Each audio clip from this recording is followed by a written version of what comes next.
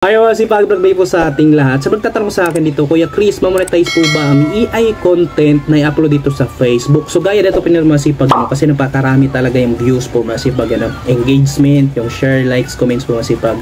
Yan po masipag, marami po nanonood niyan, ang dami po nahook po.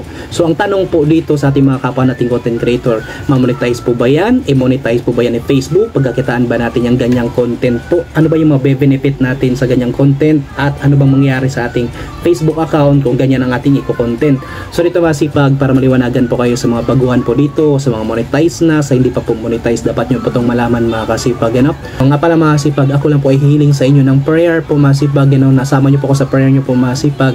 Kasi po ako po ay bibiyahe Manila to Southern Leyte po masipag, Visayas, Bondar po yan ng Mindanao po masipag. Bukas na po yan ang aking biyahe po masipag. Ako'y natakot ng amba masipag kasi ang daan po doon sa Quezon, Bicol, Samar, madadaanan ko kasi yan masipag. Pangit talaga dahil sa panahon daw po ngayon na lagi na ulan, merong butas, lubak, bitak masipag, natakot talaga ako. Tapos yung motor ko pa masipag, hindi pa po ito pang adventure, pang long ride, pang talagang mahabaan na biyahe, pang layuan na biyahe masipag. Kasi ito po ay 125, click lang po makasipag, ito pang city lang, pang asaran sa mga sasakyan na singit-singit masipag, pero masipag, lumalaban naman po si Black Click ko po masipag, ang tawag ko na sa kanya ay si Blake po masipag, pero sama niyo po ko sa prayer masipag, na safe po ako makarating doon masipag. So shoutout na po sa kapwa nating Bisaya na po sa Southern Leyte masipag, suportahan niyo po ang ating YouTube channel na Kasipag Vlog po masipag. Kung hindi pa kayo nakasubscribe, YouTube channel po na Kasipag Vlog masipag, nakasubscribe na po. So dito po, i-share ko sa inyo dito masipag yung kapwa nating content creator po masipag. Yan po ang kanyang tutorial po masipag. Tutorial po masipag, ibig sabihin ito po hahaba ang video po dahil tutorial. Pero ito po naka-gain po masipag, kahit ito ay mahabang video, in-upload niya sa Instagram Ads, ito po ay naka-gain ng halos 8 million views po masipag. Kung nakita nyo po dito masipag, yan po. So ito yung kanyang 7 million views po masipag. Mag 8 million views na, pero siya po ay nalulungkot masipag. Ito po ay si Sir Kabindset po ito masipag. So ito po ang kanyang earnings sa kanyang 7 million views. Ayun masipag, 1.14 dollar po. Halos 60 pesos mahigit lang po masipag. So ano ba yung nangyari dyan? Bakit yan lang po yung kinita? Masipag, nagdododo na naman yung anak ko kasi nagabantay ako ng bata masipag. Wait lang po. Ito po yung makulit kong baby. Work from home tayo masipag, diskarte. Ayan, kami lang dalawa dito sa kwarto, wala tayong privacy na pagkukontendan masipag. Ako kinaya ko to, nagpatuloy ako, kayo pa kaya yan masipag. Wait lang, babalik ako.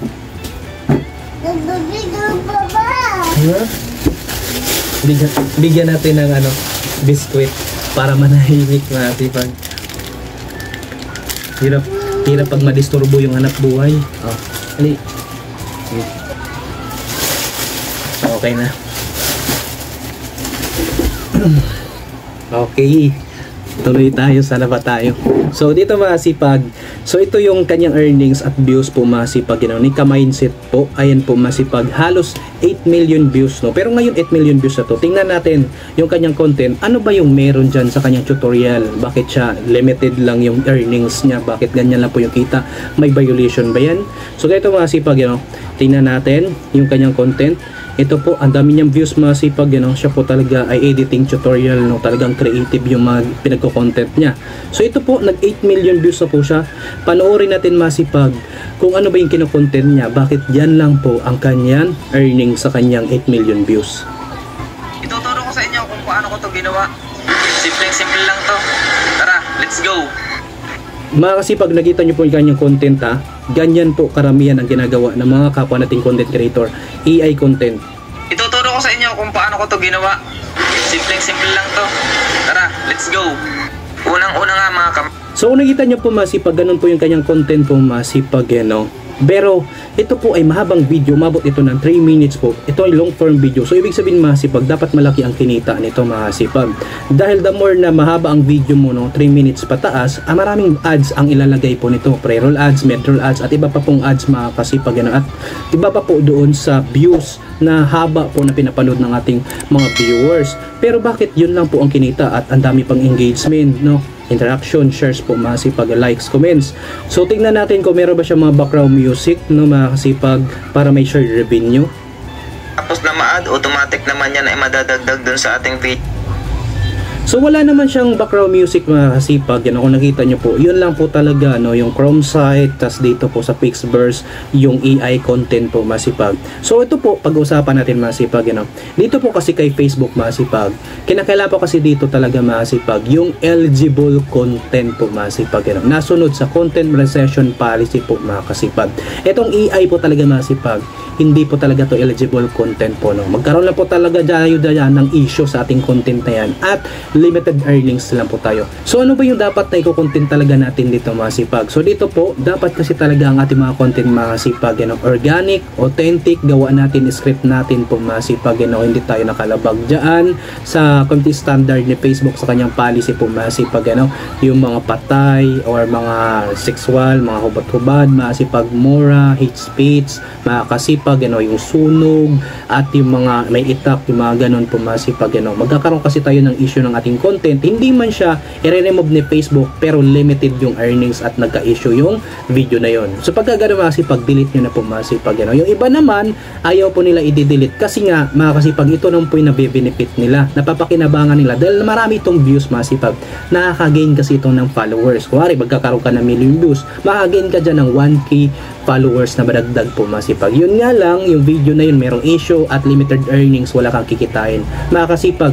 Mahirap din kasi talaga na makakuha ng ganyang views po mga kasipag, million views, kaya umaasa na lang po yung iba sa AI na mas madali kasi ang hirap po talaga makapag-content, ang hirap po talaga mag-isip ng content, lalo pa pag hindi pa po tayo kilala at hindi pa po tayo masyadong marunong mag-edit po mga kasipag. Kaya yung iba umaasa na lang po sa AI po mga kasipag. Yun nga lang mga kasipag, kung hindi pa ikaw ay monetize, mahirapan kang may monetize dyan.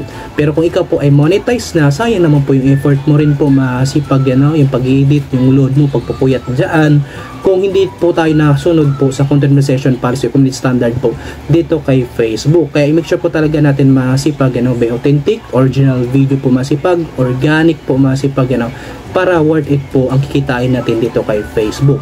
So yun dapat ating gagawin masipag, gano'n, na-comply po talaga tayo dito kay Facebook sa kanyang mga policy. Nga pala mga kasipag, ako po hihiling po sa inyo masipag, gano'n. Ako po ibibiyay po kasi mula Manila to Southern Leyte po masipag, gano'n. Ito po 2 araw po mga kasipag, gano'n, talaga malayo-layo kasi ako po ay magmumotor. Mga kasipag, hihiling po sana ako sa inyo, nasama nyo po ko sa prayer nyo po masipag, gano'n, na maging safe po yung pag-uwi ko po masipag kasi medyo natatakot din po ako masipag.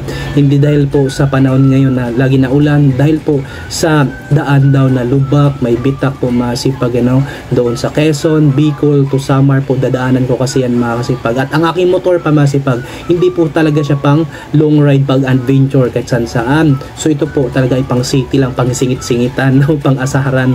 Kasi ito po ay 125 Honda Click lang po masipag. Kaya naawa na naman ako sa sarili ko, naawa naman ako sa motor ko kasi yung mags nito tsaka yung gulong. Mga kasipag, sama nyo po ko sa prayer nyo po masipag, you know. At maraming salamat po sa inyong tulong po masipag sa akin at suporta po mga kasipag. Kung hindi pa kayo nakasubscribe sa akin YouTube channel na isa po, Kasipag Vlog po masipag, you know, pasubscribe naman po masipag. At kung meron kayo sa suggestion, katanungan mga kasipag, mag-comment down below sa baba para pag nabasa ko yan, sasagutin ko yan at magagawan po natin ng content video yan ng Semkaya. At huwag rin po kalimutan mag-like and share mga kasipag. Maraming salamat sa panonood. Have a nice day and God bless you.